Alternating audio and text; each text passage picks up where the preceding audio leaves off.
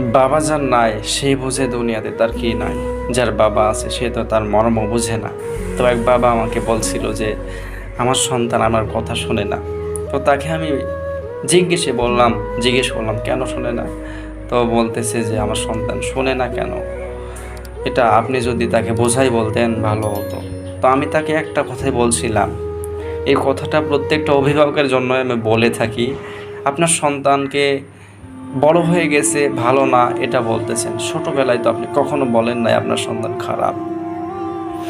একটা লোক একটা গাছ লাগাতে গিয়েছিল, লাগানোর সময় বাঁকা করে লাগিয়ে আসছিল, কিন্তু যখন বড় হয়ে গেল 10 বছর পার হয়ে গেল তখন তাকে সোজা করতে যে নিজে বাঁকা হয়ে যাচ্ছে। গাছটাকে কি সোজা করতে পারবে? কখনোই পারবে না, কারণ গাছটা বড় হয়ে গেছে। তো আপনার সন্তানকে বলবো ছোটবেলা থেকে আপনি সোজা করুন, মানুষের মতো মানুষ হিসেবে তৈরি করুন, দেখবেন আপনি শান্তি পাবেন।